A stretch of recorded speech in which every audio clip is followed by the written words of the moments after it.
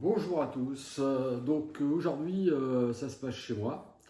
Je fais une petite vidéo par rapport à un ampli complètement sous-estimé à mon avis et complètement sous-estimé. Voilà, je vous montrerai l'ampli après. C'est pour ça qu'il est un petit peu vers moi. Le son, j'espère qu'il sera à peu près bon. Parce qu'en fait, le son est bon, mais avec la distance, je ne sais pas si ça va rendre ce que je veux. Voilà, donc je vais vous faire écouter déjà le son clean de cet ampli là et pour vous rendre compte que c'est pas ni le prix, ni la puissance, ni ce qu'on peut croire en voyant ce genre d'ampli que ça sonne pas ou quoi que ce soit. Au contraire, j'ai été très surpris et on va dire que c'est mon petit practice. Voilà, ça va devenir mon petit ampli practice de tous les jours pour l'emmener partout dans toutes les pièces où je veux, tranquille, sans avoir besoin de déplacer mes gros amplis ou quoi que ce soit qui restent là-haut. Donc voilà. Alors, on va y aller. Oui, avec cette jolie California Giro qui n'est pas la mienne. Qui est la guitare d'un ami, mais j'en ai une qui est en construction actuellement et on en reparlera bientôt dès que je l'aurai. Voilà. Alors c'est parti.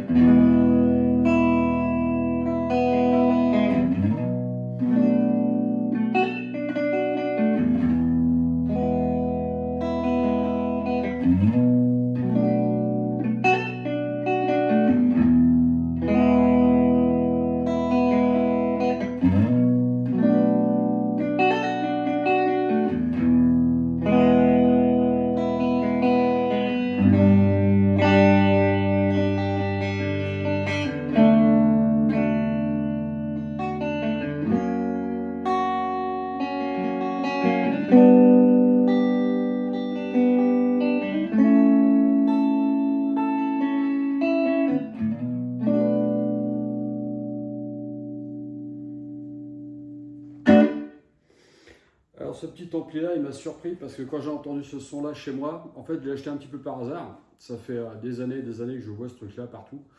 Et comme beaucoup, hein, on se dit tiens, c'est joli, ils ont mis la marque dessus, mais voilà, c'est pas un truc terrible. En fait, je suis étonnamment surpris par la qualité de l'ampli. Là, rien que pour le son clean, donc c'est un ampli, il n'y a pas de reverb, hein, donc vous l'entendez bien, il n'y a pas une ampleur, mais il y a un son super chaleureux sur cet ampli là, qui est vachement bien, qui moi m'a surpris et vraiment étonné par la qualité. C'est un ampli qui est hyper dynamique, qui respecte en fait aussi votre guitare, ce qui est très important. Et pour ce genre d'ampli là, franchement c'est la claque. Ça fait des années qu'ils le font et je me serais jamais penché sur ce genre d'ampli en fait. J'en ai eu un il y a très longtemps mais aucun souvenir parce que c'est un ampli que j'avais eu avec un échange je crois sur je sais plus quelle guitare ou basse ou ampli, peut-être je sais plus. Et donc il y avait cet ampli là qui était avec et en fait je l'ai même pas essayé l'ampli, enfin je l'ai allumé, ouais, il marchait donc c'est bon, hop je l'ai éteint et je l'ai revendu à part je crois de souvenir. Donc voilà, donc je vais vous faire écouter un petit peu le côté aussi overdrive, qui pour moi est typique de la marque. Et quand je dis typique de la marque, c'est vraiment bien. Ça évite de pousser trop l'ampli aussi dans son retranchement. Et pour moi, il a le son, malgré ce qu'on peut en dire. Et franchement, je trouve que ça sonne vraiment très bien. C'est parti, directement attaquer en position chevalet.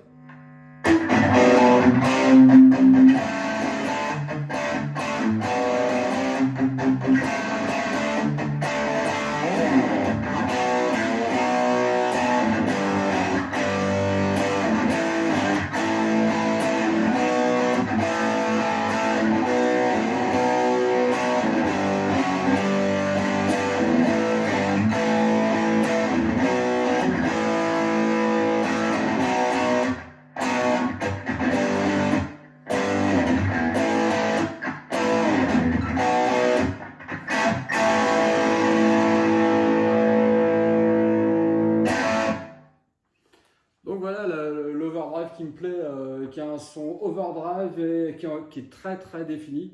Du coup, on entend bien presque le clean dedans. Ce qui est souvent recherché des fois hein, sur un ampli à lampe classique avec des pédales parce qu'on n'arrive pas à avoir le son. Et ben là, je trouve que c'est une petite claque. Franchement, ça sonne vraiment. Voilà, on est dans l'esprit de ce que j'ai joué, donc forcément, je vais vous montrer ce que c'est.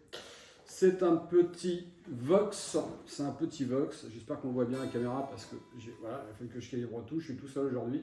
Voilà, c'est un petit Vox Pathfinder 10 watts. Et cet ampli là, bah, aujourd'hui fait partie des amplis que je jouerai tout le temps parce que franchement je trouve ça super.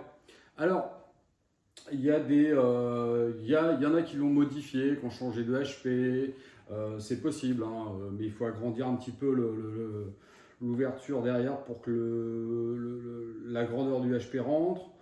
Enfin en tout cas que vous n'ayez pas ce côté spongieux et bouh, ça bloque le HP. Il y a le mode LED où on retire, je crois, les petites LED, les deux LED qui sont à l'intérieur sur le circuit pour donner une clarté. Voilà.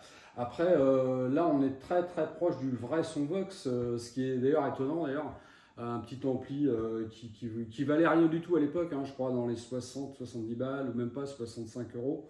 69 euros, je sais plus, j'ai lu plein de trucs. Hein. Et aujourd'hui, ça vaut 100 euros, mais franchement, 100 euros bien dépensés si vous n'avez pas. Alors, déjà, c'est un ampli qui est accessible pour ceux qui n'ont pas d'argent. C'est un ampli qui sonne super en plus. C'est la première fois qu'un petit ampli comme ça me met une claque. À la maison, j'ai un autre petit ampli qui appartient à l'une de mes filles. C'est un petit Blackstar LT 10, 10 watts aussi, je crois. Mais dedans, vous avez 2 HP de 3 dedans, je sais pas.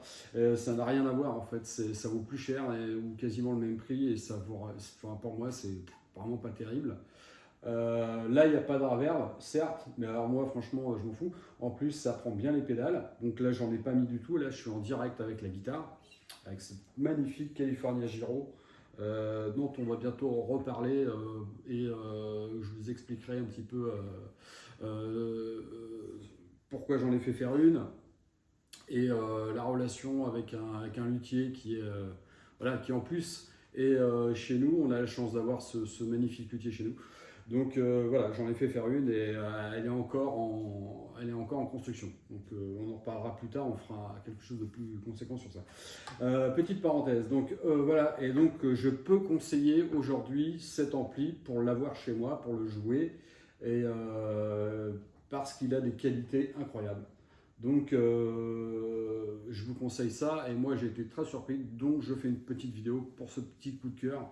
Enfin, pas petit coup de cœur, gros coup de cœur plutôt, surpris par la qualité de cet ampli. Il respecte en plus parfaitement les guitares. Alors, c'est pas pour jouer de l'extrême, on est d'accord. Si vous êtes métalleux et que vous cherchez un son pour faire du métal, ouais, je ne vous conseille pas ce genre d'ampli. Hein. Il y a peut-être mieux à côté pour ce genre musical. Que je ne dénigre pas du tout, hein, ancien métalleux moi-même. Voilà. Donc du coup, ouais, un gros coup de cœur pour ce petit ampli qui est mal fagoté voilà, par plein de gens, qui est mal mis en situation, ouais, ceci, cela. Mais moi, franchement, je trouve qu'il a une vraie belle qualité sonore. Beaucoup de gens comme moi pensent que c'est un bon ampli. Vous ne ferez pas tout avec forcément, mais si vous voulez un bon son clean à pas cher et avoir une overdrive comme celle que je vous ai fait écouter, et ben c'est l'ampli idéal. Et pour travailler à la maison, bah, en plus comme il prend bien les pédales, un petit multi-effet ou des petits trucs, je sais pas, enfin ce que vous avez chez vous, ça passera dessus. Évidemment, faut pas aller dans l'excès de volume ou de gain, mais vous trouverez des jolies sonorités vraiment sympas. Voilà. Donc mon petit coup de cœur, voilà, c'est ça. Alors je vous quitte sur ça et je vous dis à la prochaine.